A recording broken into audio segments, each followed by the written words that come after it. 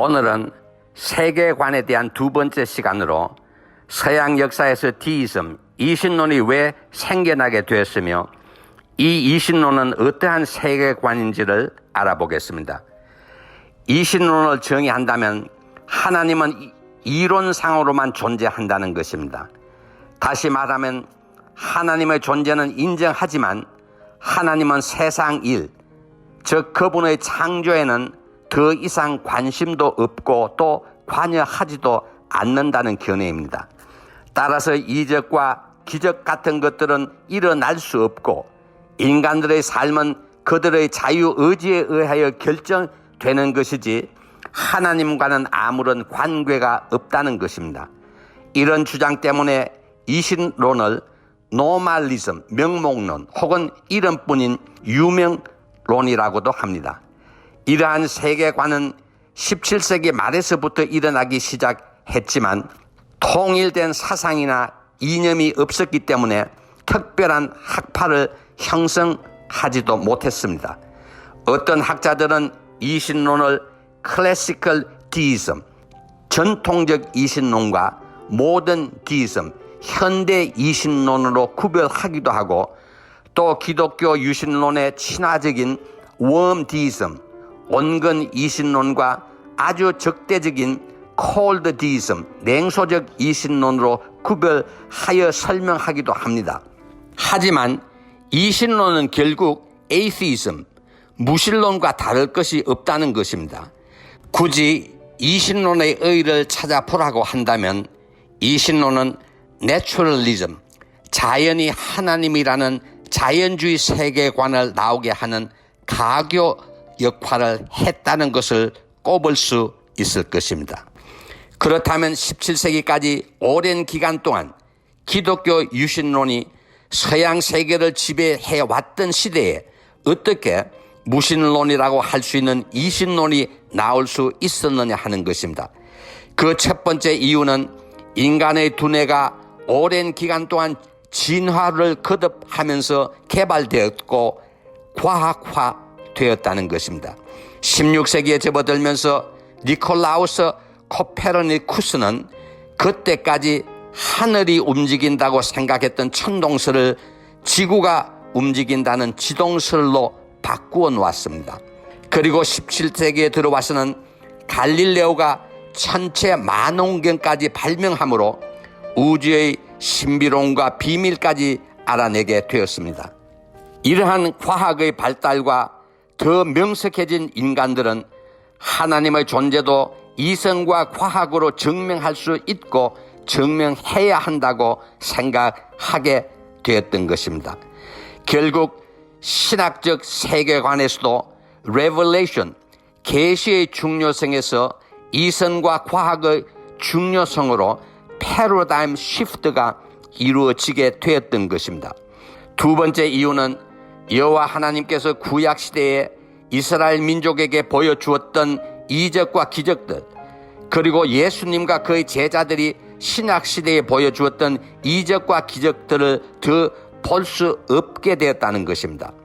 인간들은 하나님의 존재를, 자연의 섭리를 바꿀 수 있는 초월적 능력을 가진 그 무엇을 직접 눈으로 보거나 경험할 때 믿으려고 합니다. 마태복음 12장 38절은 그때에 서기관과 바리새인 중 몇 사람이 말하되 선생님이여 우리에게 표적 보여주시기를 원하나이다. 예수께서 대답하여 이르시되 악하고 음란한 세대가 표적을 구하나 선지자 요나의 표적 밖에는 보일 표적이 없느니라. 요나가 밤낮 사흘 동안 큰 물고기 뱃속에 있었던 것 같이 인자도 밤낮 사흘 동안 땅속에 있으리라고 대답해 주었습니다. 하지만 이 말을 들은 사람들조차도 이 두 사건을 직접 보지 못하였기 때문에 주님이 주신 말씀을 진리로 받아들일 수가 없었던 것입니다. 그렇다고 하나님께서는 언제나 모든 사람들이 원하는 표적을 다 보여주어야 되겠느냐 하는 것입니다. 우리는 자신의 눈으로 직접 보고 체험하기 전에는 다른 사람의 체험을 통하여 전해지는 것들을 믿으려고 하지 않는 속성이 있습니다. 이런 속성 때문에 히브리서 11장 1절은 믿음은 바라는 것들의 실상이요 보지 않는 것들의 증거니라 하였습니다. 그리고 하나님께서는 우리들이 디이즘, 이신론의 세계관을 가질 수 있는 근거를 이사야서 42장 14절에서 이미 알려주셨습니다. 내가 오랫동안 조용하며 잠잠하고 뒷짐만 치고 있었더니 내가 해산하는 여인들 같이 부러지게 되고 숨이 차서 심히 헐떡이게 될 것이라. 내가 산들과 언덕을 황폐하게 하며 그 모든 초목들을 마르게 하며 강들이 섬이 되게 하며 못들을 마르게 할 것이며 내가 맹인들을 그들이 알지 못하는 지름길로 인도하며 암흑이 그 앞에서 광명이 되게 하며 구번대를 곧게 할 것이라. 내가 이 일을 행하여 그들은 버리지 아니하리니 조각한 우상을 의지하며 부어 만든 우상을 향하여 너희는 우리의 신이라 하는 자는 물리침을 받아 크게 수치를 당하리라 하였습니다. 부모가 자식들을 가지게 되면은 유아 단계의 초기에는 부모가 모든 것을 다 알아서 보살펴 주지만 궁극적으로는 자녀들이 성장하여 홀로 서기를 바라는 것입니다. 부모의 간섭 없이 말입니다. 하나님의 생각과 뜻이 바로 우리들 부모의 생각이나 뜻과 다를 것이 없을 것입니다. 그런데 부모가 자식들에게 자유를 주어 자식들이 잘 되었다면 문제가 없겠지만 자녀들이 전적으로 타락한 삶으로 말미암아 죽을 수밖에 없게 된다면 부모의 고통과 슬픔은 무엇으로도 다스릴 수 없을 것이라는 것입니다. 하지만 그래도 너희들이 우상을 섬기지 아니하고 나를 믿는 믿음을 가지고 있기만 한다면 내가 너희들을 다시 보살펴 주시겠다는 하나님의 말씀입니다.